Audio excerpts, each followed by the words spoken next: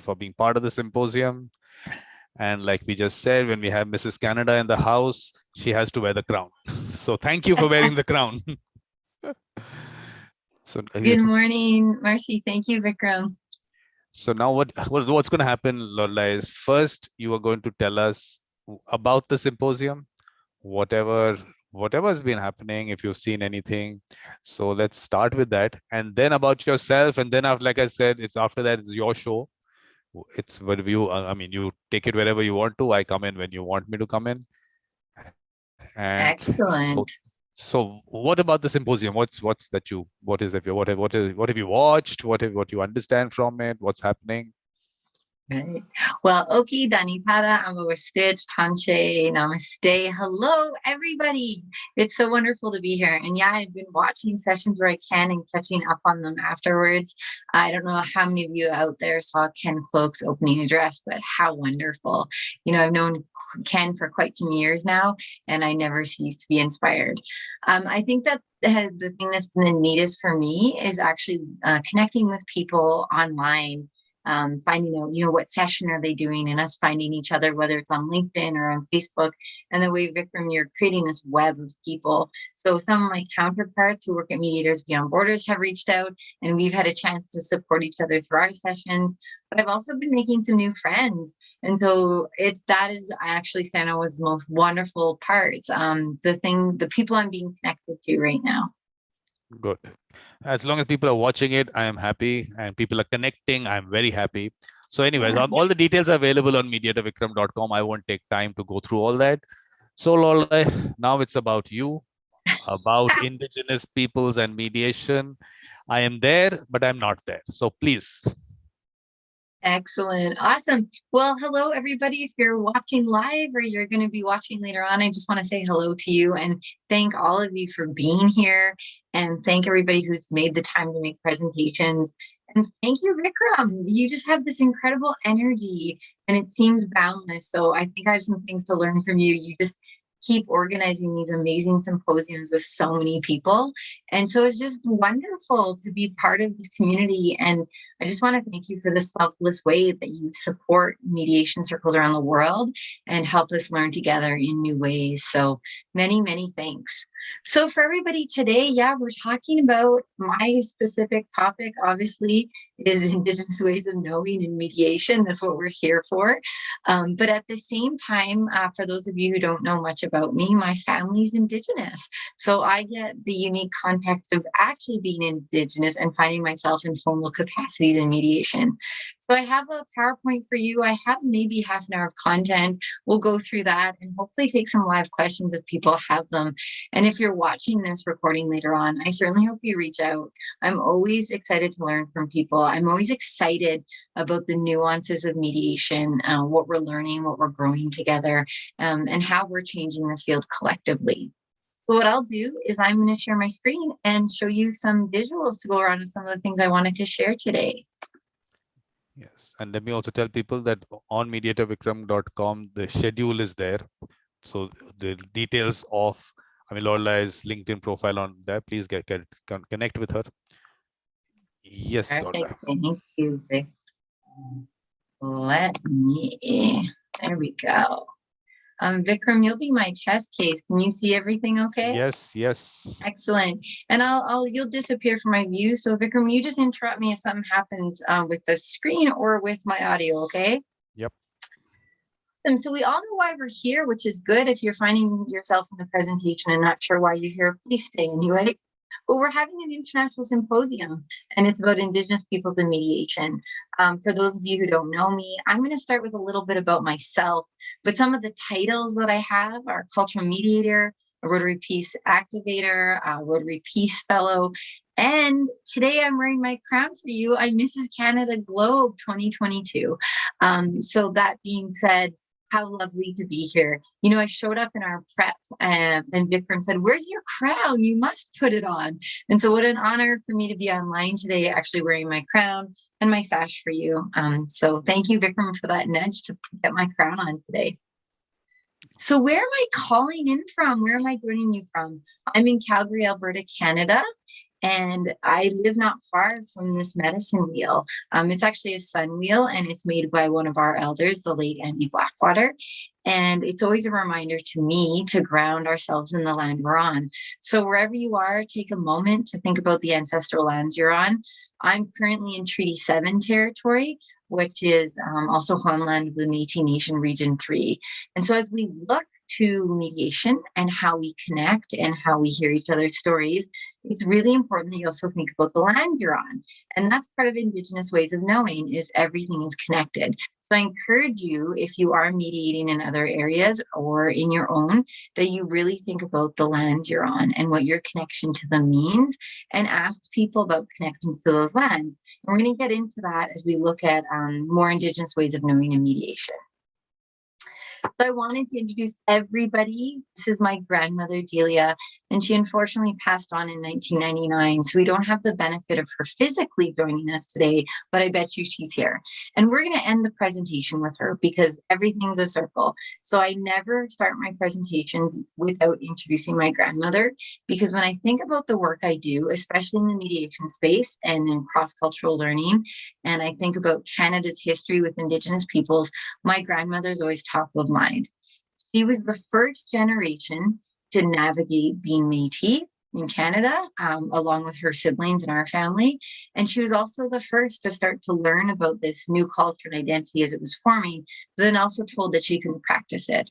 And so when I peel back the layers of my family and I look at some of the intergenerational trauma and the other good and bad things that have happened, I think about my grandmother, and I think about the mediation space that she navigated as she was discovering who she was, and also figuring out how now, when policies and laws came in that said she couldn't be who she was. So we'll come back to my grandmother. So who am I and how did I get into mediation? Some of you might be wondering that. Well, I probably didn't know what mediation was at a young age. I was a middle child, so I got quite good at navigating opposing views. But also, I just naturally started finding myself trying to listen to people more and trying to find a way forward when things seemed to be at an impasse. So when I was 17, way back in 1998, 1999, Rotary International came to me and said, would you like to go on youth exchange? Please come to an interview if you're interested. So off I went. And you may be surprised, for many of you who do know my work, that at that point, I had never even been on an airplane. And so when Rotary said, where would you like to go for a whole year? I just asked simply, what's the furthest a plane can take me? And they said, Africa. So here I am in South Africa in 1998, 1999. And I would say that is where I started to learn about international mediation, but really didn't know what it was or have vocabulary for it in many ways. So as I started looking at all the exchange students around me, you can see we're all in our Rotary blazers filled with pins from our year. And I started to learn about different points of view, different cultures, different identities, and all of us coming together in South Africa to work on various service projects and community dialogues. I started to really grow the skills for actual mediation.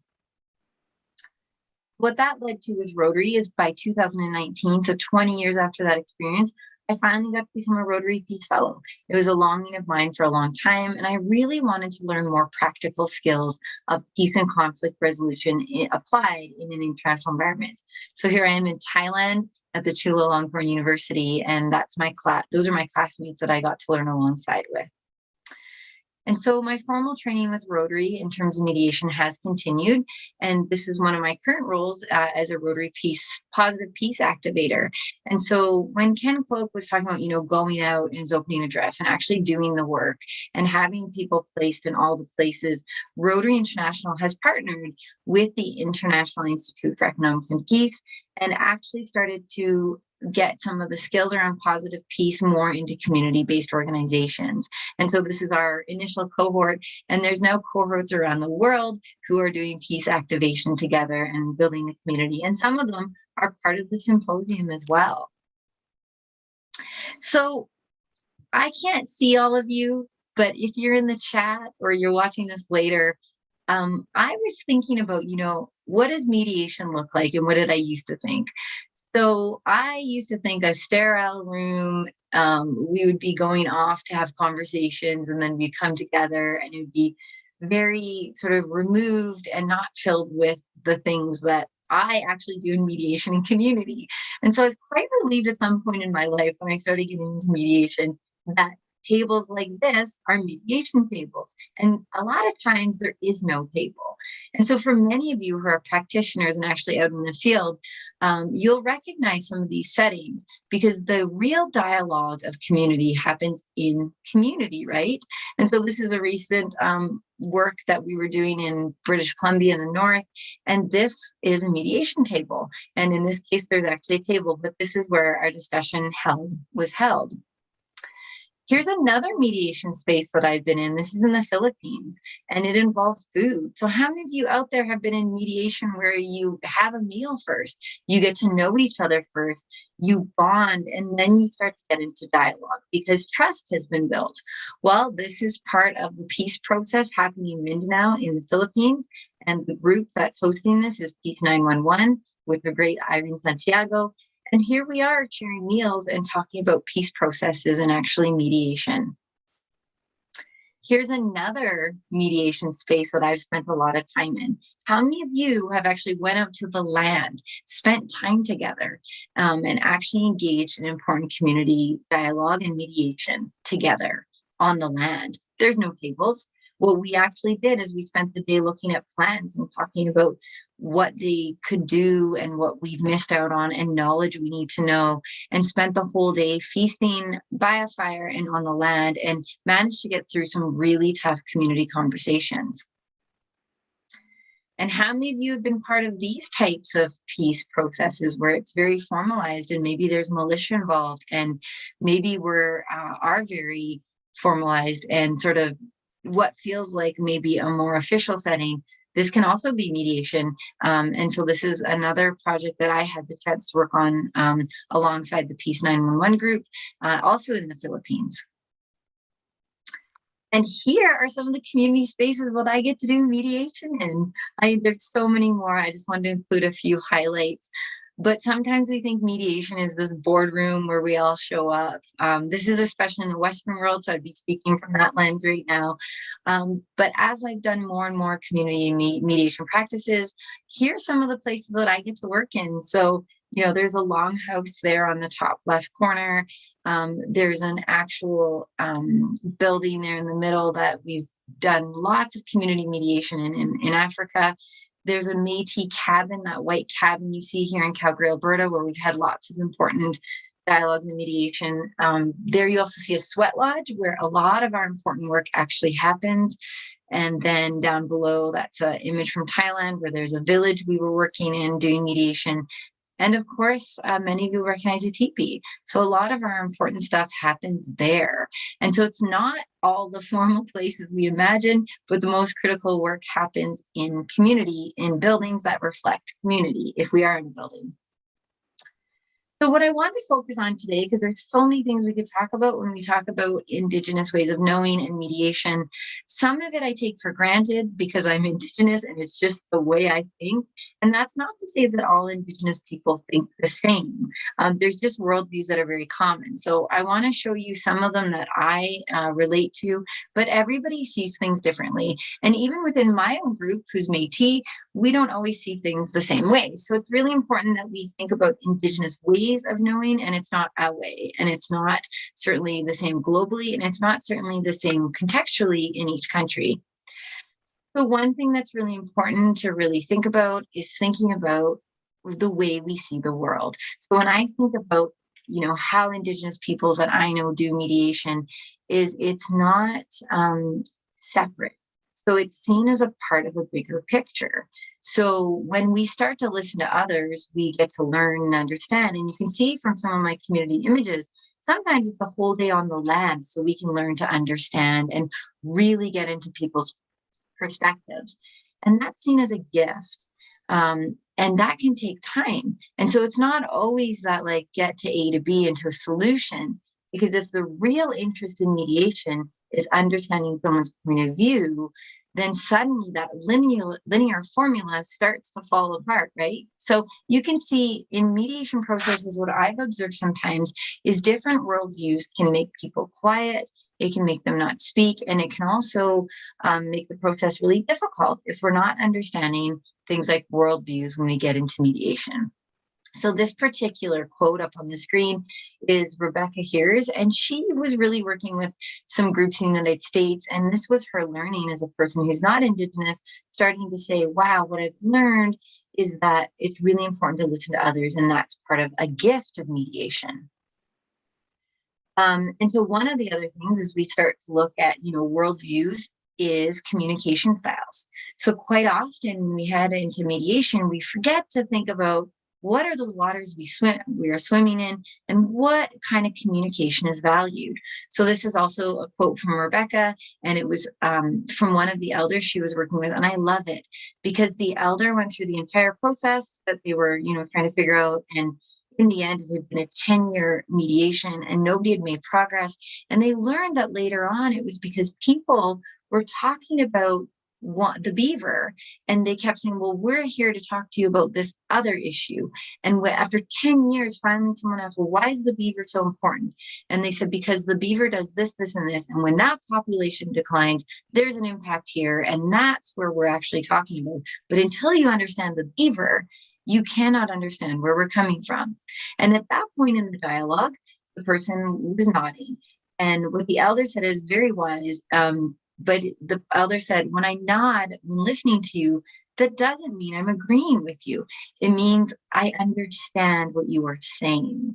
So isn't that tremendous? So in mediation, as we're looking to bring people together and we're trying to understand, how important is it that we look at communication styles? And I would say my community that I work with is we really value understanding what communication means. And a nod doesn't necessarily mean someone's agreeing. And we're often different places around the world in this session. And so we all know that even a simple nod around the world can mean different things. Like Vikram, I'm looking at you thinking, if I do this or I do this, they can mean really different things, even in your own context, right? So that's one of the things I wanted to bring to everybody's attention in terms of Indigenous ways of knowing. In my perspective, is to really start to look at communication styles, and that not to take for granted body language or certain signals. So some of the underpinnings that I thought would be really useful to share with you in terms of Indigenous ways of knowing from what I've learned, here's some underpinnings. And so when I go into mediation, what follows me is things like the 7 grandfather teachings, or also referred to as the 7 sacred teachings. So in this part of Turtle Island, we talk about them a lot. And there's some of the teachings that go across. And underpinning all of that is reciprocity. So when I enter into mediation, I expect relationships, and you can see, things like love and respect and honesty, they supersede all of Indigenous teachings in Canada. Those are the things we value. And so when we enter into mediation, we're prioritizing that. We're also prioritizing, in my worldview, the greater whole. So 2 images I have that are from our nation that I want to teach people about in case you haven't seen them is our Métis sash. So you can see me wearing it. And below you can see the infinity symbol. So you saw that at the beginning of the presentation. Our nation has adopted 3 words in the infinity symbol for how we are as a nation. And that's prioritizing connection, belonging, and culture. So when we enter into dialogue, we're assuming that those are the underpinnings. Those are the things that we want to keep prioritized. A little bit of knowledge about the Métis sash for some of you who may want to know. There's different colors in it, and they're sometimes featured in different ways, like there might be more green or more red. But red really stands for the blood of our Métis people that's been shed throughout the years while fighting for our rights. Blue is really for the depths of our spirit, understanding that it's limitless and no matter what, we can persevere. Green is for the fertility of a great nation. We will grow, we will continue to grow. And that infinity symbol below speaks to that, because for those of you who might not know, the Métis people of Canada are the nation that was born when European fur traders came over to Canada. And so when those fur traders came over, they met with Indigenous women and a new nation was born. And remember Delia, my grandmother that we talked about? she's part of that brand new nation. So she's both worlds. And the infinity symbol for our nation really symbolizes two worldviews or two different cultures coming together and together forever. And so we've created something brand new that's never going to go away. So to get back to our colors, we have white in our sash, really talking about our connection to the earth and our creator. We have yellow, which is that prosperity, is like always going to be something growing. It's always going to be fruitful for us as long as we come together. And black is for that dark period when we were dispossessed of our land and a suppression of our culture. But when you look at my sash, a single thread in it would make it come apart. And so it's woven on purpose. So quite often, our worldview in terms of where I come from is about weaving and how we come together. So mediation processes are about coming together and finding the fabric that we're going to weave. Another thing that I thought might be interesting, so when people see me in mediation circles, what I'm thinking about, I'm also thinking about our buffalo hunt, the protocol and the rules that was developed in the 1800s. And so I was writing a recent article and I was referring to the rules of the buffalo hunt and how they were used in the first governments of the Métis people, but also used in modern day government. So Saskatchewan, the Métis Nation of Saskatchewan, has adopted these laws into their modern constitution. And so the person giving me feedback on the article said to me, well, Lorelei, these rules seem very punitive, like in terms of a justice system, it's really seems like punitive. And I said, well, yeah, in modern day context, some of the wording does. I said, but think about this. If one single person messed up that buffalo hunt, they ruined the entire meat supply for the nation for the entire winter. Nobody's eating. So I said the rules had to be strong and they had to focus on the collective good, because one single wrong move and nobody is eating that winter, which would also mean that the population would likely suffer and we would have deaths. And so when you start to put into context the prioritization of the collective good and understanding what we truly need for survival, the rules of the buffalo hunt are really critical looking at how we govern ourselves today, including through mediation processes. Another example, I'm trying to give you some good examples that I know from across Canada that I've actually worked with that help us start to think about mediation and what underpins Indigenous ways of knowing. Saikilamgat is really important. It comes from the Niska Nation here in British Columbia in Canada. And that's the idea of the common goal, is a direct translation. And that common goal is one heart, one path, and one nation. So no matter what, in the Niska laws, you need to keep Saikilamgat at the forefront. That is the foundation. So if you're acting in a way in community or anywhere else around the world that isn't thinking about the common goal or the common good, you're actually violating Niska law. And so those are the underpinnings too, when we start to look at community mediation in Indigenous contexts here in Canada. This is another underpinning that's really important to understand. And the last examples I'm going to give you are some of the ones I'm more familiar with in terms of working with the Haudenosaunee people, and really that idea of how we work together in formalized processes. So for many of you that don't know, this 2-row wampum belt is actually the original treaty, and it was created between the Dutch people and the Haudenosaunee when the Dutch came over to Canada. And what was amazing about this, it basically, the exact date, and I do apologize for my error there, was 1631. When the Dutch were over, the Mohawks in particular noticed that new people were arriving on their lands, and they were trying to figure out, okay, how are we going to work together? And initially the conversations were quite interesting because the Dutch had said to them, you may call us father and we will call you son. And the Mohawks came back and said, no, let's call each other brother. And so you can already see that worldview of like, let's figure out how we're collectively in this together. So that was one of the early mediations that actually happened, is you're here now. How are we going to do this together? So they decided to come together in principles and just figure out, how are we going to live together? So the imagery for this is that we will have similar paths towards common goals, but those paths will run parallel. And the image that was used was a canoe. And so you stay in your vessel and we'll stay in ours. But we have to understand, even if our worldviews aren't exactly the same, we're going together towards a common goal. And that is intertwined now because you're here living on these lands. And so this is a beautiful image of that idea of treaty and, what the principles were.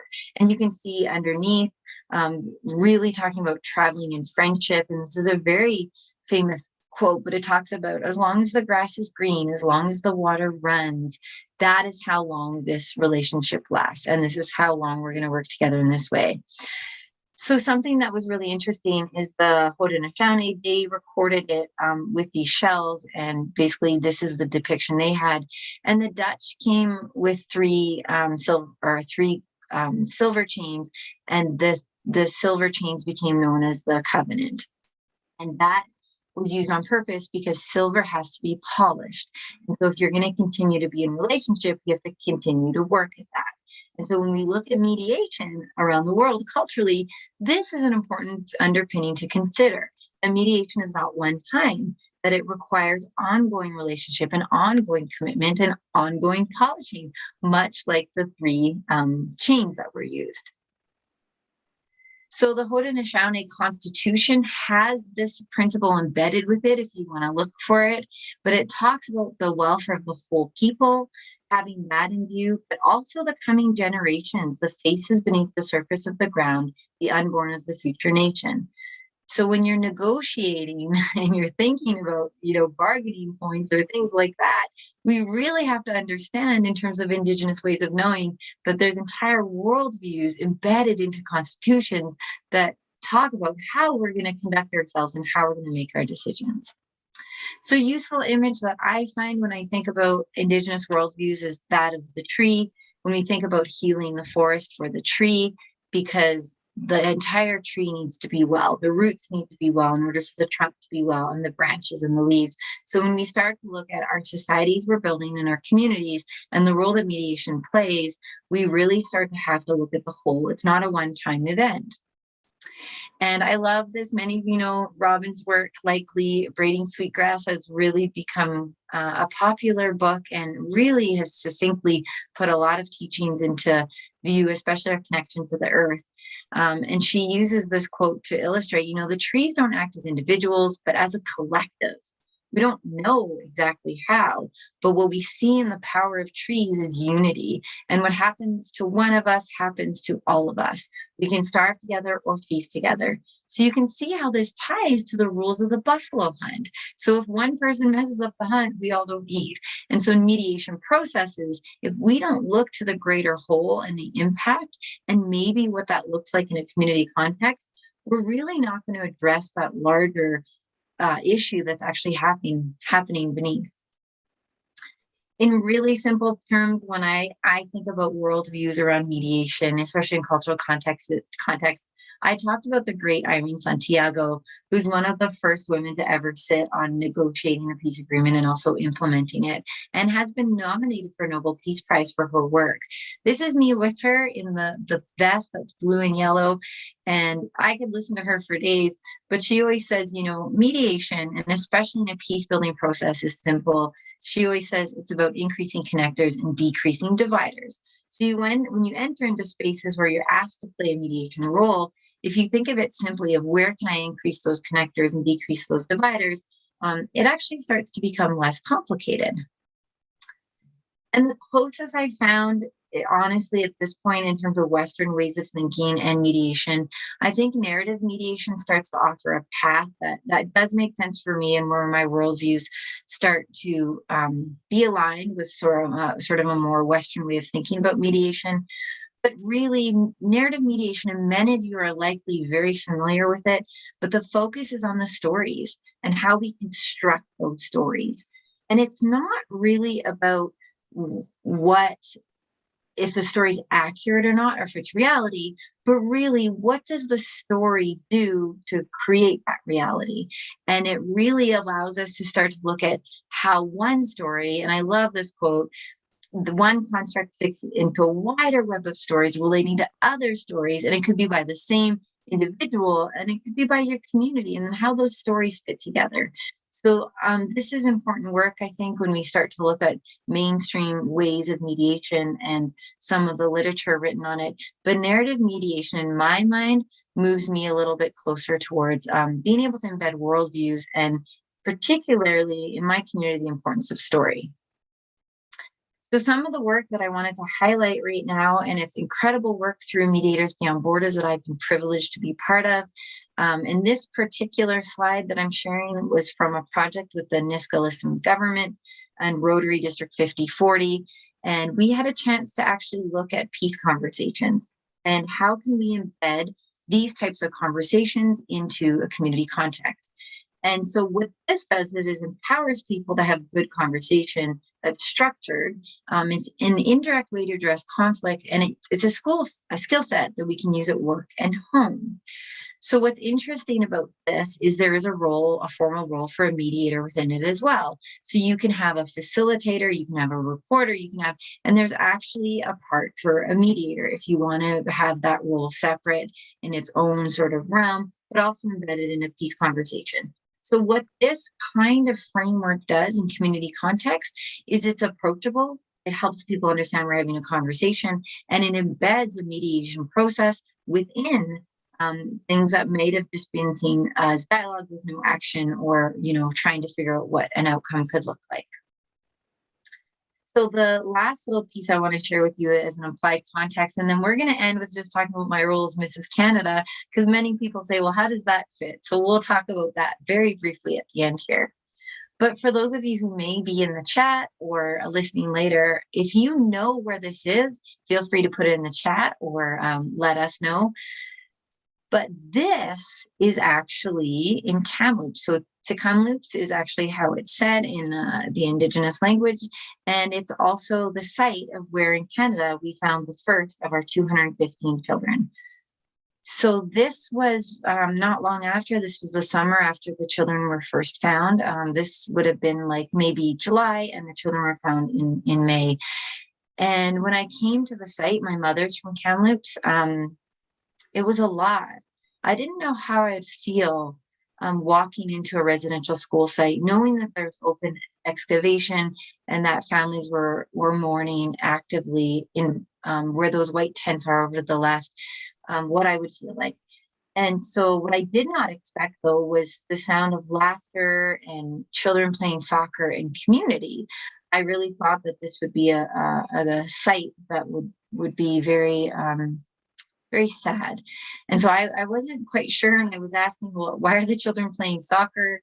And here's the memorial. You can see the children behind it playing. You can see all the shoes of the children. And I was thinking, okay, well, we found our children in May. It's July. It has been some time. But I was really curious. And it was really amazing to me because in talking to the chief, Roseanne, she said to me, Lorelei, we've always known the children were here. It was just a matter of finding the evidence. And, some of the others say that Western way of thinking wants us to quantify. And so while we have stories and we know that the children never came home, we needed, in order for Western ways of thinking to understand, we had to come up with numbers to translate this so that people could understand in that way if they needed. And so they had worked really hard, particularly to Kamloops, to get the technology, to get the funding, to start to find the remains of our children. And so as that was happening, the nation was quite prepared actually to find the remains and had devised a plan. And so the idea was, once the remains were found, to close off and to have private mourning and to allow the first families who needed to be there, and to set that sacred ground and to really sit with that, sit in the truth. But then after some time, the nation said, what we will do is we will then reopen this site and we will have people come to it, and we will continue with our list of people who need to be actively mourning, having access to the site 24 hours a day and making sure that that's a priority. But they said at the same time, we have to show that with the truth and how hard it is, we have to show that there's a path forward. And so they said, well, let's make sure we renew the soccer leases because people need to come back. And with the children playing soccer, Indigenous, non-Indigenous, and them showing, community and how we work together, that is the path forward. And so while we need to sit in truth, we also have to move forward with reconciliation. And so the children playing soccer is an important reminder of that path forward that we're all part of. And the duty we have to be in both, to sit in truth, to sit in the hard stuff and to talk about it. And then to finally, be able to move forward, but not move forward without forgetting about that. One of the things that always stuck with me is working in Poland.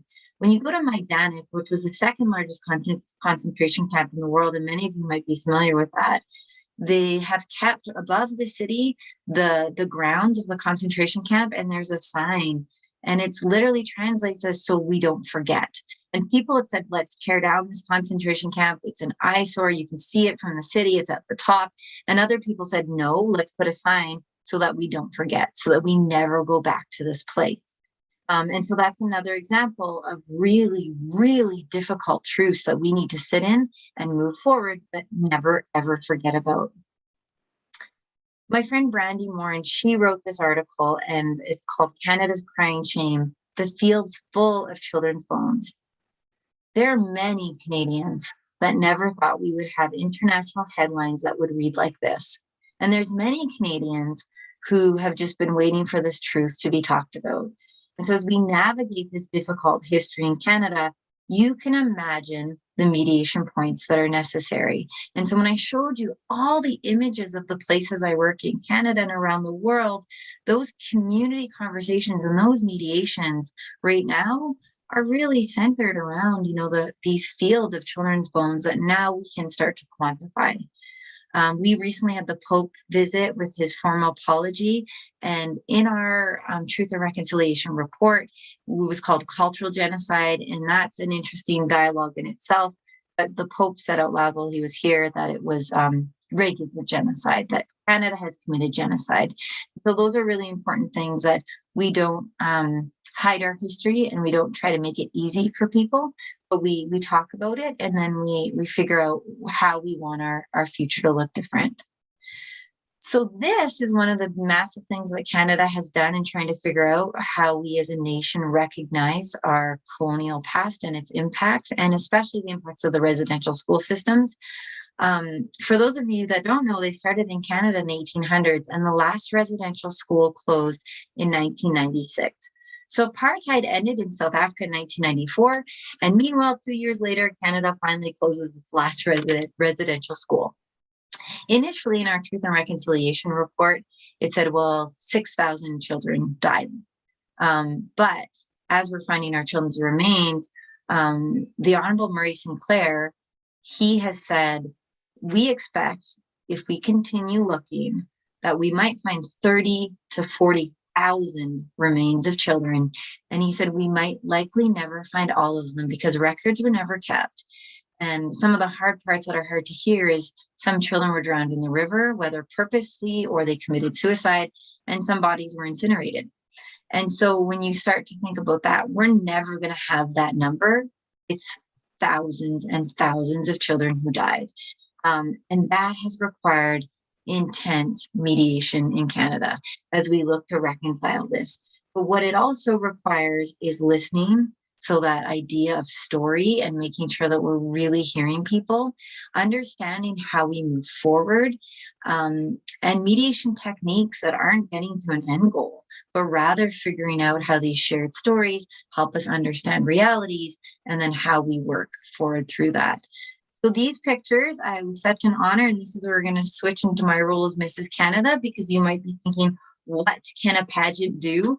And so I have been figuring out, as a mediator, what can I do as Mrs. Canada? And this is one of the most impactful days of my life so far, being Mrs. Canada. But I was invited to the first day for the National Day for Truth and Reconciliation into Kamloops. And so that was that first site where our first 215 children were found. And I was there among community, and you can see there's thousands of people drumming, and there's 215 orange drums to represent those first children that we found. And as I stood there in the pouring rain, people lined up for 9 hours to say thank you to me for coming. And they asked the work that I did. And I said, well, I work in international development, I do mediation, and I work, also for our local government, anti-racism.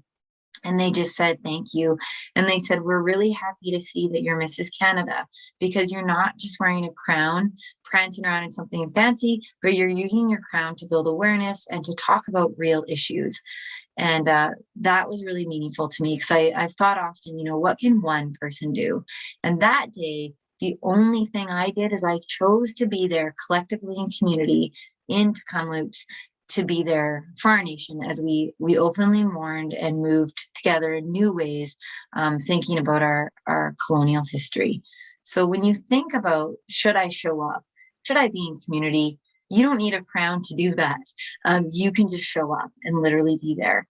And that day I served tea to elders, I served snacks to elders, I was with children, and people who stood in the line to get pictures were chiefs of our Assembly of First Nations, ministers, and they were all like, thank you for being here. And I just thought, in the most humble way, I am here where I need to be, because this is where community needs to be in days like this.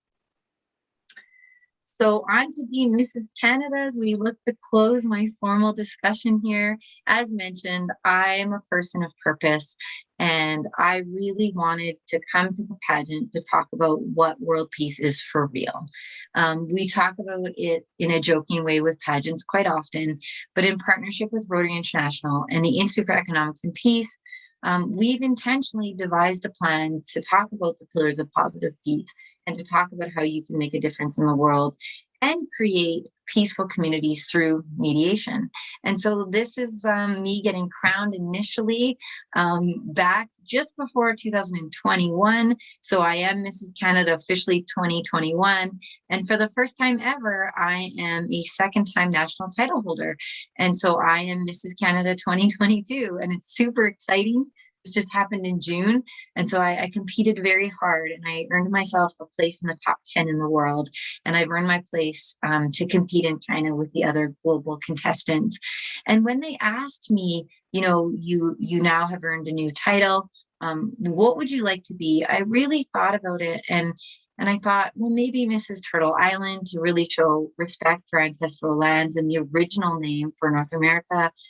And then I was like, well, I don't know. And at that time, the pandemic has still impacted things like pageants. So the title for Mrs. Canada was actually still open. And I said, could I still be Mrs. Canada? Could I do it 2 times? Could I deepen my role as Mrs. Canada? And could I do more? And can I carry my country title with such pride? And they said, actually, you could. No one's done it, but you could. And so here I am doing it. And all of you will be happy to know that in this competition, I won Contestant of the Year. And so the board said, the things you're doing with your community visits, it's beyond showing up in a crown and a gown and taking pretty pictures, but you're really doing real community work, like, for example, your time at Kamloops in community. And so they said it's an honor to have you continue, and to also continue to figure out what the platform of the pageant can do. These last images are just some of people ask me, what have you been up to? What have you been doing? These are covers of the Women in Me Foundation magazine. That's the major foundation that's supported through the pageant. So helping women through situations, could be abusive relationships or narcissistic relationships, helping women gather courage and strength through some training to be able to change their lives for the better. And so what you'll notice, this has never happened with these covers. I'm wearing my Métis sash. And this is the first time that we've seen a Métis sash on the cover of the Women in Need magazine. And there's other magazine covers, so I wanted to show you that. So I've been thinking, how can I carry my culture in an authentic way? And this is one of them. And it's the elder stipulation as well, from where I come from, that I carry my culture with me, so that I use my Michif language wherever possible, and that I visually show people that I am Indigenous. And that doesn't go away when I put my crown on. So these last ones are just fun things for you to see. I've done a lot of online stuff, including this one, which is lovely because I get to connect with people around the world. But here's some of the posters. And I have to say that one of my favorite ones to date is this Women as Catalysts for Peace, because I got to present alongside one of my women that I admire so much that I spoke about, Irene Santiago. So that was a dream come true for me to get to do something like that. And have had a chance to do a bunch of other things you can see by the posters. I've also had a chance to make some news articles, ones that are a little bit different. I love this one because it says Beauty Queens Unite for Honorable Cause.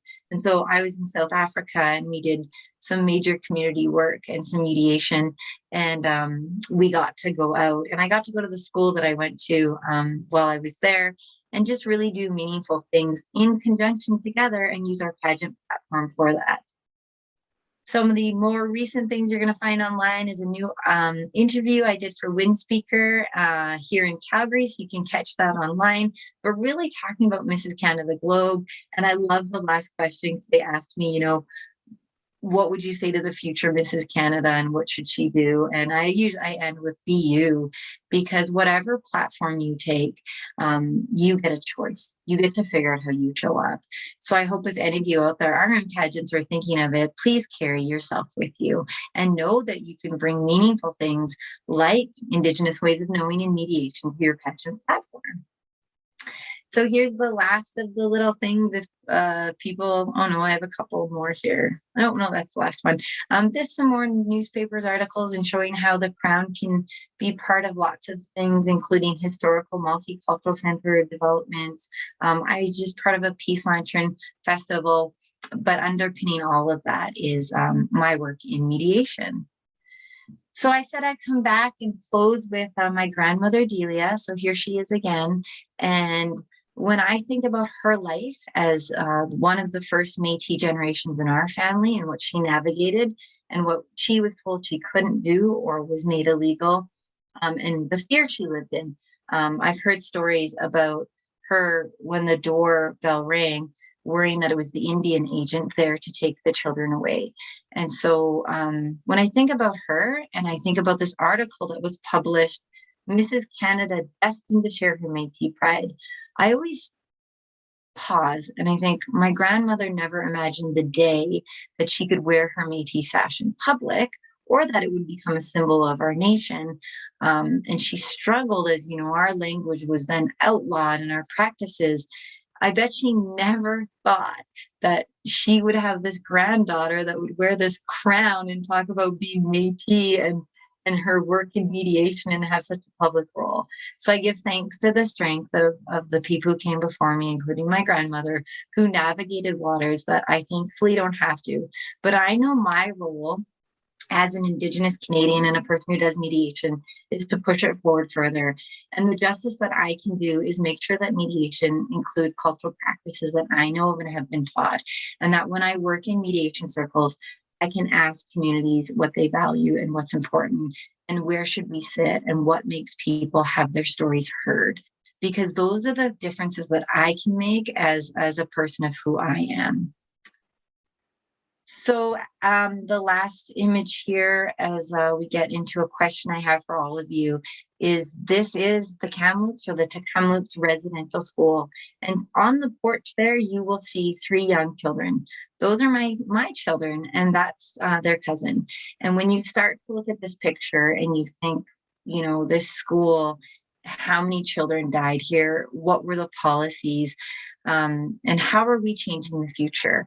This is a really important picture for me, because I know these children will never see the halls of a residential school, because we're going to do better, because we know better. And these are our leaders. And how phenomenal that in this generation, you met my grandma, move forward to my dad, move forward to me, and now by my children, they're standing on the steps of a residential school that we're actually talking about in real ways. And that this is rippling conversations around the world. And I don't want to forget that around the world, there have been incredible tragedies. There have been genocide. There have been so many unspeakable things. And I've spoken from my experience as Indigenous female here in Canada, just to illustrate some of what we navigate. But I'm so interested in hearing what each of you are navigating, how we can support your work, how we can come together as mediators, and how we can bring light to some of the stories that have still never been talked about. So the question I have for you is, what do you know about the ancestral lands you live, work, and play on, and Canada's original peoples? And then when you think about, where you are, how can Indigenous ways of knowing ground your mediation practices? So what can you do, whether you're Indigenous or not? Where do you come from? What lands are you on? What are you connected to? And how can this inform the way you show up as a mediator? So if you're looking for me, you actually just simply have to put my name online and you'll find me. But there's also a few links if people are interested, including a blog post I did as a Peace Fellow in Thailand. There's also the Mrs. Globe website. There's a link to one of the articles I referenced. And of course, Instagram is a great way to find me. So my handle is at Mrs. Canada Globe 2022. And I see that the other two disappeared on us somewhere in the late night edits. So it is Mrs. Canada Globe 2022.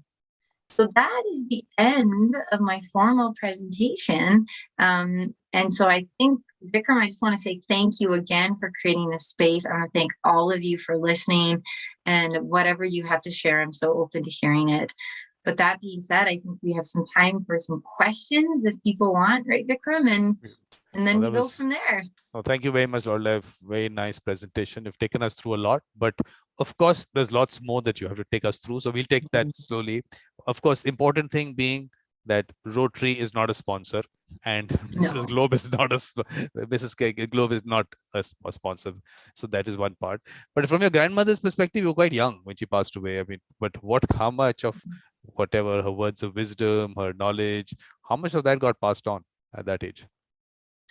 It's the stories you hear later. And so when I hear the stories, it's almost interpreting. So I think she left seeds. And when my father tells stories, or his siblings, she'll say, Mom used to always say, and the words the kids would call her grandmother in our language is Cookum. So Cookum would always say, and so I would say her wisdom was passed on in her recipes that were left behind, her Bannock recipe that we can still get to, the stories that she shared. And in some ways, she couldn't talk about things. She'd been told to just say your English, that's the European side. And so she would always talk about, these are where our suitcases are in Fort Garry, and this is where this is. And we're so proud of our British heritage. But my dad always says things like, oh, and then she would go down to the river to this one spot, and she would be there for a long time. And he says, well, that's how I realized where she was laying tobacco. And so she left all of these things, not so overtly, like you must remember this, but she just subtly integrated who she was still. And those seeds are planted and still being talked about in our family. And unfortunately, we don't have a recorded memoir or notes that she left, but it's really fun to get together and start to understand now why she did some of the things she did, or why she said some of the things she said. Yeah, because there's lots that must have got lost over time, and that's what you really need, because a lot comes through stories, which is what the important thing is. I hope you're passing on some to your children. Absolutely. Yeah. My kids are through language as well, and the reclamation of it. They're learning Michif, which is our language, and they jig, which is our national dance. And we actually just had our Métis Nation of Alberta annual General Assembly, and they were fully part of it and so proud. And they carry who they are into the classroom. And so quite often now called upon to help out with some of the events, or when the Indigenous elders are there. And it's pretty amazing to see them in action, and just they're part of their culture, and they don't hesitate for a second to be who they are. Well, on the middle child aspect that you said, there was this a person who, of course, has been part of my events also, who was actually studying this. Middle children being mediators. I don't know what happened to her study after that, because she's doing something else now. But I think that was interesting. An interesting study. But the other thing interesting, hey, because like a lot of people ask me, well, how did you come across this? And I was like, well, Métis people are naturally, I have another presentation where I talk about being the middle ground. And so we are, we're part of a colonial history, but we're also part of the original peoples of Canada. So we walk in a mediation space every single day. But then I started thinking about it more, and I was like, no, but I'm also a middle child, because I'm so used to they're fighting, or they think this, and then they want me to come on their side. And ever since I was born, I was always like, well, let's just hear what everybody's saying. What does that mean to you? And those things have always come quite naturally to me. So when I did my formal mediation training, I almost laughed out loud, because it was so inherent to me that it wasn't a technique I was learning. I was just realizing that I had skills that I'd learned by being me as a middle child. But you have to honestly answer this. Were you impartial? You know what? I had to be. I really did, because on my mom's side, we're part Italian. And so when you put a bunch of these people together and it's very explosive, I really honestly had to work to be impartial, because without somebody being a clear sort of voice or being that stable place, and I see it now with my siblings, things get really intense and they come to me as like, okay, so what do you think? And then they know that we're like, okay, so let's take a breath. And so, yeah, I may have early on not been, but I learned that being impartial was pretty critical to us moving on to better days. Yeah, that's a very responsible position you were in. So you had to be. But this thing about you said about the table and that outdoor thing that you showed. So I'm moving away from the terminology mediation table to mediation tree. So come under the Yeah, mediation tree. exactly. Yeah, and that's the thing, is I've said quite often too, when I started getting included in leadership circles, I would always say things like, oh, I'm so happy to be at the table. And now I've earned a spot at the table. I've been like, I don't even want a table. So now my newest stuff that I like to talk about is like, throw the table out. You want to sit around a tree, that's where you should sit. Yeah, that idea of a mediation table it's really limiting. Absolutely. But this thing about what you said, what Robin Wall is talking about the trees, there's actually a study on the aspect that the roots of trees are actually connected right there somewhere below, and they actually heal each other. So one tree Mm-hmm. needs healing, the other one is connected to that. So there is a whole network underneath, which how much of that we can actually see, find out about, but there is something happening there. Right. But Lorelei, now you have to give us some actual examples of mediation and practices, mediation practices in Metis people or otherwise, something actual. I mean, this was one you told us about, of course, the places that you did it. Now something actual, so we know exactly what's happening there. Yeah. So one example that I like to talk to people about, and it's not a typical example, and so it's an interesting context. But here in the city of Calgary, we were trying to create our first Indigenous relations office, and we were quite behind many municipalities who in the 90s got some funding and did it. But we had taken our time, and the Truth and Reconciliation report came out in, I would say, 2015. And then our response back came in 2016. And so we have this beautiful report called the White Goose Lion Report. And we went through the 94 calls to action for truth and reconciliation. And the municipality here settled on 43. However, there was never formal resources allotted to it. So enter me with my mediation practices. So as a Rotary Peace Fellow, what I actually got to do was look at the foundation for an Indigenous Relations Office and embed the pillars of positive peace and mediation in its foundation. And so what that meant, and it's like, well, what does that actually mean? Here where I live, there's a lot of nations, and there's always a fight for who is here first. And part of our trouble in moving forward is we can't get past who is here first. So along this way, up cropped the idea of flags. So it was like, we should really put up Indigenous flags at City Hall. It took 2 years of mediation to figure out the order of the flags, because the flag that comes first might indicate who is here first, but there's different oral stories about who is here first. And so in my mediation practice, in that, I got to say, it doesn't matter who's here first, because stories are going to always be the stories. We're never going to know who's right. But if the idea is that we want flags up because it's important to recognize whose lands these originally are, then that's what we need to get to. So that's a very clear example of how do you hold conversations. So we were able to navigate that. But that became a template for then how we've approached all our other mediation areas. So one of the things we did is we created an elders advisory circle and knowledge keepers. And at first it was like, well, who's going to chair the circle? Who's going to be the one? And what the elders and knowledge keepers said is we're going to rotate.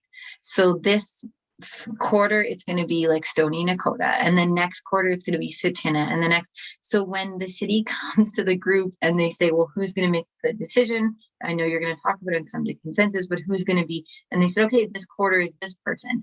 So we've helped develop this mutual hearing, because here unfortunately became nation centric. And so when the city first came out with their Indigenous policy, it's actually racist. So it created powers of authority. And it said people from Treaty 7 who are this can make decisions about this.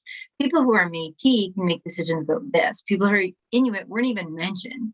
And so this entire power dynamic was put into policy. So you can imagine, as I was creating our Indigenous Relations Office, I started looking at all of that. And I thought, how do we figure out a better way of representing each other and not get stuck about who says what? So in our territorial acknowledgement here at the city, we no longer just say things like, this is Calgary, it's Mohkinstsis. And this may not seem like a technical mediation, but I worked so hard with the community to say, what are the other words for the major nations around this area for Calgary? Because if we're going to say Mohkinstsis in Blackfoot, we better be saying it in Michif. We better be saying it in Yitka, Naharhe, Nakota. We need to say all of them. And so that became a really important mediation point, because what happened is groups who wouldn't talk to the city or refused to engage started coming back, because they could see that through simple things like our land acknowledgement, we were starting to use words like Otusquany for Calgary instead of just Mohkinstsis. And so those are the things that I've really sought to apply mediation, is to figure out, how do we hear the stories of what people need, want, believe to be true, and then how do we embed those into policies and practices? And the major thing that I keep reminding administration is that we don't need to pick a side. It's not our job. We don't need it to be right. We need to be, like you said, Vikram, neutral, impartial, and be listening. And we need to say, so what you're really saying is this. How do we get to that? And so our Indigenous Relations Office was formed through a mediation practice. And then actually we have 7 staff, and the budget that came forward from City Council when it was formed in 2019 was $1.2 million. So we win as Indigenous peoples, because for the first time, we had 7 positions finally created in the city. And for the first time, and it will change, but we finally have a person who's a lead, who's Indigenous in the city and identifies as such. So that has never happened. So that's right now. We've had counselors hold offices who are Indigenous, but yeah. And so when I think about an applied scenario, it wasn't a high stakes negotiation, but it was, because it matters in Calgary how we talk about Indigenous peoples and how people find their place and how we understand these lands. And so even just embedding that into the process was really critical. And what's happened is, for the first time ever through that process, we had elders from most of the majority of the Indigenous nations in Calgary sit together at one table in a city environment. That's never happened before. So, and that's using mediation techniques. Is it going to be the table, or are we going to move from the table to the tree? Right. It was a circle. Yeah. Okay. Yeah, it was the mediation circle. But yeah, they finally were all together as one, talking and finding that common ground, instead of fighting and just going to an impasse and saying, well, we're not going to do anything. Well, Lola, in terms of the practice as such, I mean, in the sense, the traditional methods and how it goes about it, some rituals or anything like that. Do you want to talk about that? Yeah, like what it looks like when I mediate, Vikram, is that what you're asking? Yes. Yeah, so usually I start in a cultural way. So we actually come together and smudge. So I would never start a mediation without smudging. So for us, and it's a practice that is worldwide from what I've heard, in different ways of doing it. But we, in this part of the world, we use different plants. I personally use sage and sweetgrass, but we sit together. So we come to whatever the community has decided what we're mediating through, and we sit in circle. We then actually pass around a smudge bowl, and people can opt out if they're not comfortable. But for me, and the way I've been taught, is you can't lie when you're smudging. So it's that ethical space. So my first technique is to move people to ethical space, where we see each other as human beings. We see that we're here because we want to be together in community, and that our common purposes are going to be the same because we're coming with that intention. So that's the first thing, is we enter into agreement that we are going to be an ethical space. So that looks a lot different than some mediation practices where you might just do a round of introductions. The second thing that I introduce is a talking stick. And so this is also used worldwide culturally as well. But that idea that we're going to sit in circle and actually listen. And sometimes the circle might take the whole day, but each single person is going to have a chance to talk, and you can't interrupt across the circle. So we have different formats for when you say this is now the talking circle, but we always start in that way. And we have a sacred object. So sometimes it's something the community would like to use. So I'll quite often say what is meaningful. And quite often I'll bring my eagle feather that I've been gifted to hold the space for these types of dialogues. And sometimes it's something a participant on the fly says, can we use this? It's really meaningful. So we also have an object that actually signifies the process. So you don't interrupt people. You actually prioritize listening, and you also have a structure to that listening. So that's another practice that's really embedded in mediation techniques that I use. The third principle that's embedded too is that you're accountable to that circle and you're accountable to your community. So we ground everything we're doing into the larger action. So quite often I'll ask the community, what image comes to you when you start to think about how you're connected to other people? Quite often it is a tree. And quite often the community will say, well, it's a tree. And if it's possible, we'll go out on the land and we'll find a tree. And we'll use that tree as an ongoing symbol of remember we're connected, remember this. We were doing some mediation training out in the Nisga'a Nation, and they brought us out to one specific area and said, well, this is important because of this. So we also connect to the land or something that means something to the community, because that's something tangible. So when the community starts to remember, okay, how did we need this, or how did we do this? Who are we accountable to? There's a visual reminder for people. So that's something too. It's not a cold boardroom. It's a place that has meaning, or an object that has meaning for the community. So those are kind of the major three things that I would say might look different than just like a typical A to B mediation process. Yeah, but I think it's important to know that there are certain aspects which, of course, make a difference in relation to connecting people. Like the fact that you said, okay, this is in some way, of course, being honest and being brought into that kind of a space. I think that's really important. But Lorelei, I don't know whether you've read or seen anything that I do, but heart soul spirituality is one of those things I do keep talking about. So how does that fit into the indigenous practice or Métis people or with your practice? Yeah. So Vikram, it's you're a whole person. So you don't suddenly become a mediator and then remember you have a soul or a heart. And so the 7 sacred teachings, I was chatting about the core values in my own community, the 12, that's embedded in all of it. So you don't do any of it without bringing your whole being, because it's interconnected. And so if you're not connected to the source, whoever you might see as a higher power than yourself, if you're not connected to your own being, and if you're not doing it with purpose, you're not walking the right path. And that's why it's so ingrained. And I'll give you an example. So my daughter was in trouble at school at the end of last year.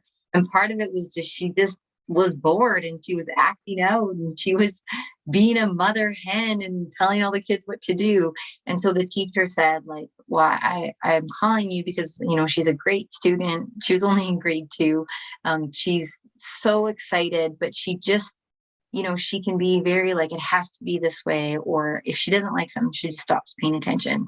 So an example of how we would deal with something like that is my daughter in grade 2 had to go through the 7 sacred teachings with me and create, like, how am I going to align my behavior to these teachings, and a reminder of every single day. So for her teacher's benefit, we created a table and we had the teachings, and every single day my daughter did a self-assessment for the last month of where she thought she was.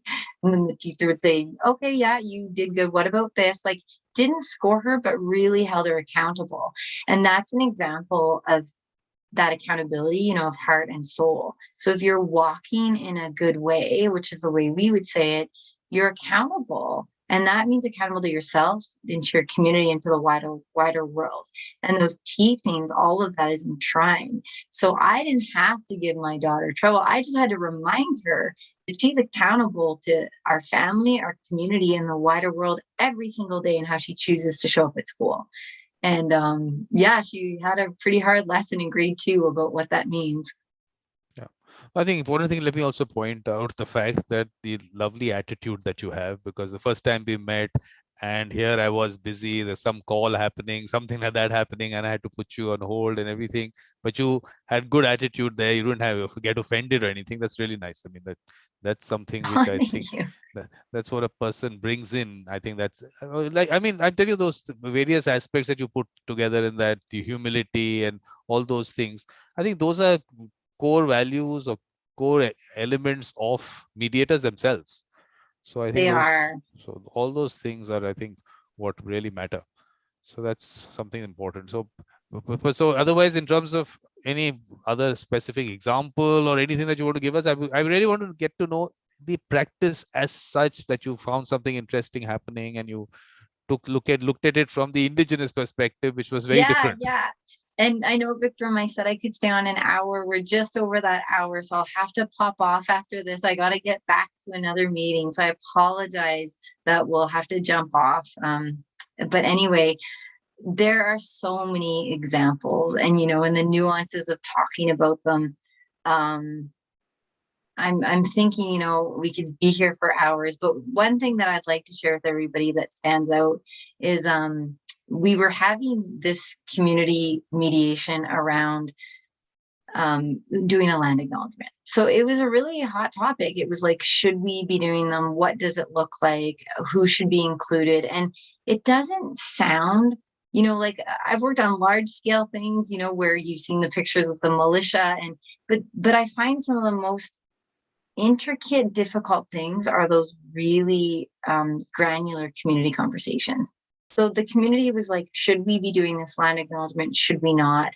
And everybody was like, well, our premier said it's a matter of personal choice. We need to stop doing them. And so I was brought in to say, like, let's decide, you know, it was an organization of, like, from this organizational perspective, should we do it? And one person had actually quit. Like, the organization was quite in trouble and people were quitting, volunteers weren't showing up. And a lot of it stemmed back to this fight over, should you do land acknowledgement or not?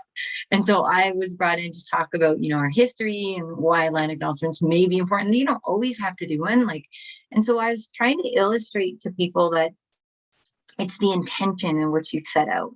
So just understanding where you're located in time and space and how you walk, understanding you're connected to things, that's a land acknowledgement. And then you're also talking about the original peoples of the earth. And so as I'm trying to make this point, it was quite funny because an Indigenous person says to me, well, we don't do land acknowledgements. And so we're in the middle of this, like, mediation, like, well, we don't even do them. And then I was like, interesting. So this will always stand out to me, is where you can use your teachings in the moment to suddenly, like, show the person saying something. So then I said, that's great. I said, can you introduce yourself to me? And so the person says, I'm so-and-so, I come from this family, I come from this land, these are my grandparents, these are my whatever, and blah, blah, blah. This is where I live. And I said, you just did a land acknowledgement. And they said, oh, and they said, you know, I've never thought about it, that the way we introduce ourselves shows our connections to our land and to our people. And so it was a really cool mediation session, because everything changed after that. Because then the community was suddenly like, well, you should do that. You should acknowledge the land you're on and who you're connected to.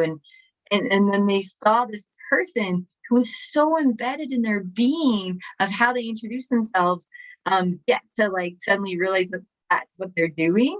And so as a person mediating the situation, it was like the loveliest moment, because it was suddenly like I could keep telling people how important it was. We could do practices. I could tell them all of that. But then there was this beautiful gift of a person who just showed up as who they are. And because I had to be in that impartial space, like, I didn't need to be right. If the community decided they don't want to do this, we're not going down this, we're going to have this this statement issued that we don't do land acknowledgement. It's fine. That's fine. But I was in that space of listening, and I met this person prior, and I remember when I met them, how lovely how they introduced themselves, and now I know all about where they come from and who they are. And so I was able to use that for myself even as a teachable moment. And so I think when I think about those moments as a mediator, is where can you in the moment understand something differently, and then also be in such a space of listening that you catch something like that, and it actually changes the entire discussion, and we're no longer arguing about should we or shouldn't we, but how are we going to do this. So that stands out to me as one of my prime examples in a situation where I was gifted something that helped us find a path forward very easy. Perfect. So now it's concluding time. So of course, you can conclude if there's any concluding remark that you want to give. And of course, which also means that you'll be thanking me. So please thank me in your language, as in what the Métis people speak. That would be nice. Yeah. So Vikram, we say merci, which sounds like merci in French. So our language is a hybrid with some Cree and some French. And so merci is the way I would say thank you. And a saying we would say is just all my relations. So that's recognizing how interconnected we are. So Marcy, all my relations, and that means I see you. I see our connectivity. I see the great things you're doing in the world, Vikram, and I see the ripple effect you're having. And understanding all my relations means we're in reciprocity in relationship. And so every action I take and you take is in relationship and in reciprocity, and recognizing that sacredness of that. So thank you. And to people out there, my concluding remarks are, if you think you're a mediator, you likely are.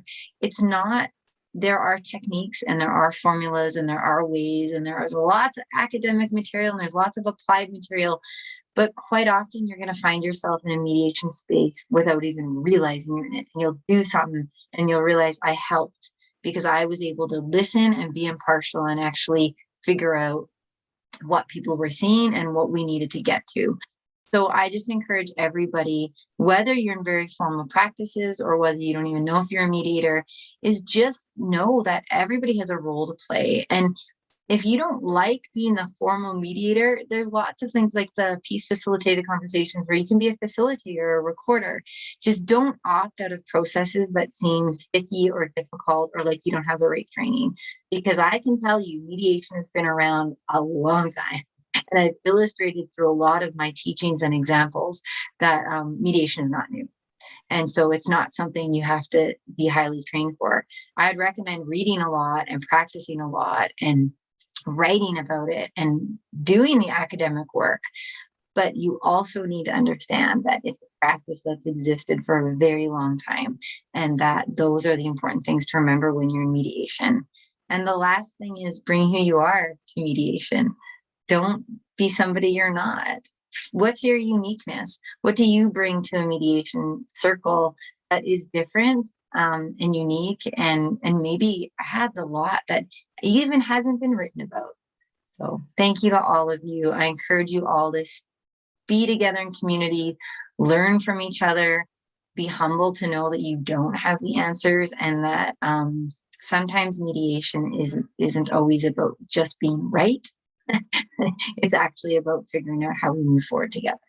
Well, I think that important things that you said in that concluding thing. One is, of course, bringing what we in that symposium that I had in April on heart, soul, spirituality is about bringing your authentic self.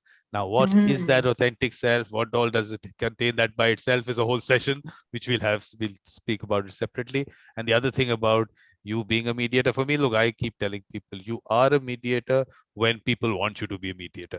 People say we'll make you a mediator in some 40-hour factory. No one makes you a mediator. People who want you to be a mediator make you mediators. That's when you become a mediator. Otherwise, there is no other way. So thank you very much, Lorelei. It was really nice chatting with you. Thank you so much. And of course, there will be other things. There is a symposium coming up on 15 September on colonization, decolonization, and mediation. Please be part of that, because that aspect of how colonization affected mediation and certain practices in the Métis people or otherwise, you should talk about that also. So I'll fix up that with you. Well, thank you. Yeah. And officially, in my official role as Mrs. Canada, I would like to thank you for the work you're doing and the incredible commitment you have to global community-run mediation. So thank you for the selfless way that you engage all of us, Vikram. Thank you very much, Lorelei. Thank you. And pleasure talking to you, and see you soon. Thanks, everyone.